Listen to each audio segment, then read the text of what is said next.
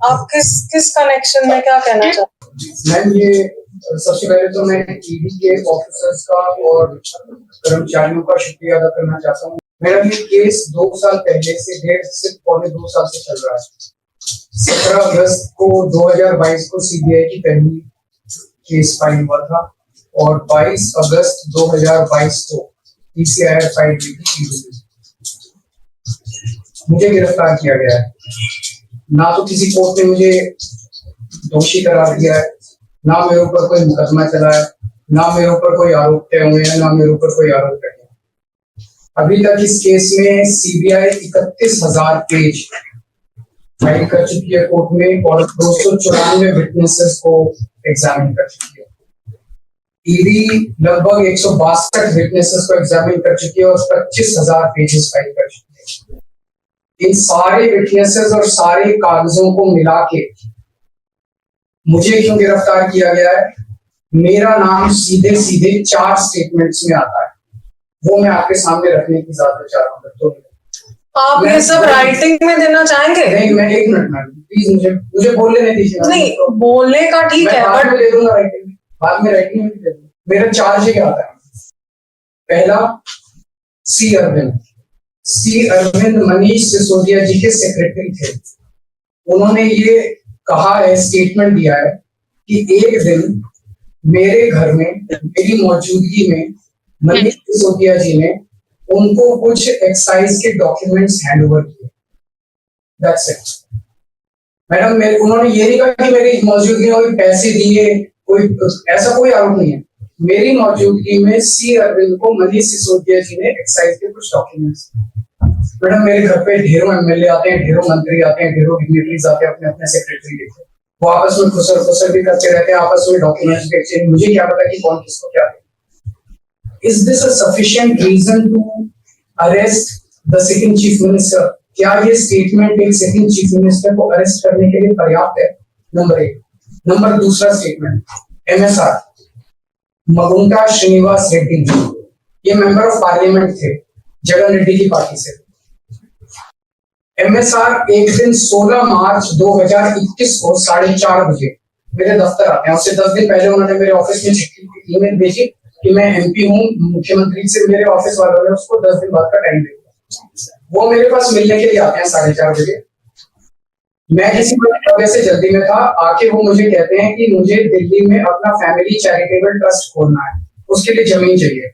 मैंने उनको कहा कि जमीन हमारे अंडर में नहीं आती, एलजी साहब के अंडर में आती है, आप मुझे चिट्ठी दे दीजिए, मैं एलजी साहब को फॉरवर्ड कर दूंगा। And that's it. सो ये हुआ। 16 सितंबर 2022 को उनके घर पे रेड होती है। उनसे पूछा जाता है कि क्या आप केजरीवाल जी से मिले? वो कहते हैं कि हाँ मैं मिला और मैं केजरीवाल जी से अपने फैमिली ट्रस्ट की जमीन मांगने गया था। ये 16 सितंबर 2022 को सेक्शन 17 का स्टेटमेंट है। ED is not happy with this statement. 5 महीने के बाद उनके बेटे को 10 फरवरी को गिरफ्तार कर लिया जाता है। उसके बावजूद भी वो अपने स्टेटमेंट पे कायम रहते हैं। उनका दोबारा गिरफ्तारी के बाद स्टेटमेंट लिया गया, वो कायम रहते हैं। 5 महीने जब उनका बेटा गिरफ्तार रहता है तो बात टूट जाता है। 16 जुलाई को बदल लेते हैं। एक मिनट, लेट मी जस्ट आपसे आशीर्वाद चाहता हूं please to the gallery, since it is a virtual, this thing is playing to the gallery. Please allow me to speak. This court has allowed but the thing is, sir, alright, so many things. I get your point, but the thing is, आपकी submissions मुझे लग रहा है काफी lengthy हैं। नहीं है madam, आप writing में दे दीजिए। Only 5 minutes. I will just complete in 5 minutes. Why don't you give in writing? I will just complete in 5 minutes. Please allow me. I will not permit more than that. Please allow me. Alright, करिए, बोलिए। उसके बाद वो 16 जुलाई को वो अपना statement बदल लेते हैं। 18 जुलाई को उनका बेटा छूट जाता है। उसके बाद उनका कोई स्टेटमेंट नहीं होता। That's it. स्टेटमेंट पे स्टेटमेंट हो रहे थे जब तक वो अपना स्टेटमेंट मेरे खिलाफ नहीं दे रहे थे। जैसे उन्होंने मेरे खिलाफ स्टेटमेंट दिया, बेटा भी छूट गया, स्टेटमेंट होने भी बंद हो गए और 3 अक्टूबर को उनका माफीनामा भी हो गया। Mission accomplished. इसका मतलब ईडी का मिशन केवल और केवल मुझे फंसाना था। 3 सेक्शन 50 के स्टेटमेंट है ना, तीनों सेक्शन 50 के स्टेटमेंट है, they are equal in the eyes of the law. तीनों बराबर है, तीनों की ग्रेविटी सेम है। तो उसमें से एक स्टेटमेंट के तवज्जो क्यों दी गई, क्या जांच की गई है जानने के लिए उसमें से एक ठीक है बाकी दो गलत है। जो 25,000 पेज ईडी ने फाइल किए हैं कोर्ट के अंदर, उन 25,000 में जो केजरीवाल के खिलाफ वाला स्टेटमेंट है केवल वो लगाया गया, बाकी दोनों स्टेटमेंट दबा दिए गए। क्यों मैम? कोर्ट के सामने तीनों स्टेटमेंट लाए जाने चाहिए थे ताकि कोर्ट डिसाइड कर ले सच्चाई क्या है। चलिए ठीक है। एक मिनट मैम, तीसरा स्टेटमेंट है उनके बेटे का, राघव मगुंटा से 16 सितंबर को उसके घर पे जब रेड होती है उनसे स्टेटमेंट लेते हैं, he says whatever his father had said। उसके बाद 10 फरवरी को उनको अरेस्ट किया जाता है। उसके बाद उनके 5 स्टेटमेंट्स होते हैं, पांचों स्टेटमेंट्स में वो वही बोलते हैं जो पहले बोला। फिर 5 महीने तक वो जेल में रहते हैं।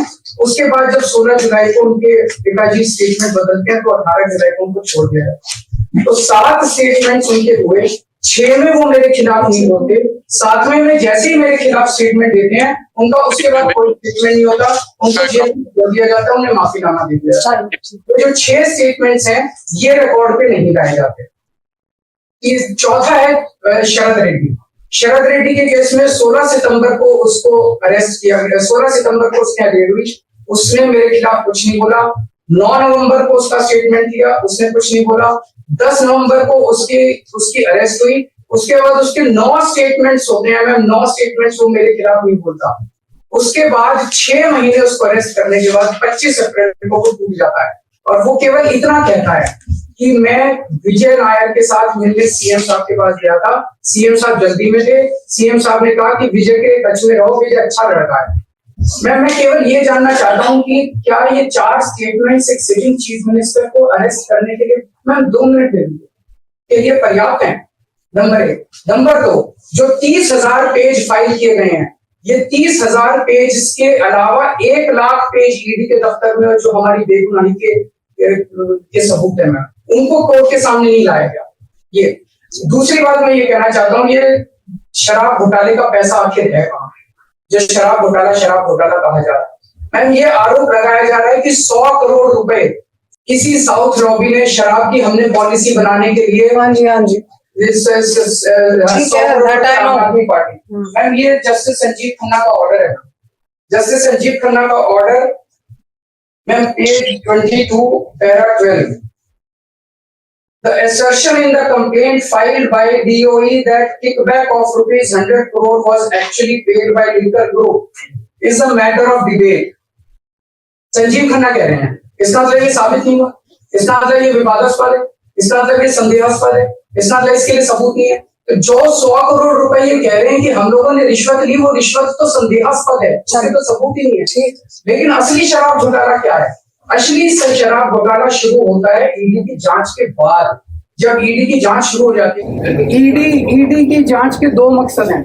एक स्मोक स्क्रीन क्रिएट करना पूरे देश के सामने, आम आदमी पार्टी ने चोरी की है, आम आदमी पार्टी भ्रष्टाचारी है, आम आदमी पार्टी ने शराब घोटाला किया, और उसके पीछे एक्सटॉर्शन रैकेट करना जिसके जरिए वो एक्सटॉर्शन रैकेट करना जिसके जरिए वो पैसे इकट्ठे कर रही है। मैं आपको सबूत दे रहा हूँ। शरद रेड्डी के केस में शरद रेड्डी को बेल 2 वजह से मिली। एक, शरद रेड्डी ने मेरे खिलाफ स्टेटमेंट दिया और शरद रेड्डी ने अरेस्ट होने के बाद 55 करोड़ रुपए का चंदा बीजेपी को दिया। 55 करोड़ रुपए के bonds arrest, so he bought his bail ma'am, he bought his bail। Now the money trail is clearly established। Money trail is clearly established। Ma'am, just last 1 minute। Yes, last 1 minute। The money trail is established, ma'am. उसने अपनी bell arrest होने के बाद 55 करोड़ रुपए का चंदा BJP को दिया, बीजेपी के अकाउंट में सीधा गया। मनी ट्रेल इज एस्टैब्लिश्ड और यही पूरी जांच का मकसद था। एक तरफ आम आदमी पार्टी को क्रश करना, एक स्मोक स्क्रीन क्रिएट करना, भ्रम का पर्दा और पीछे से एक्सटॉर्शन करना। Thank you.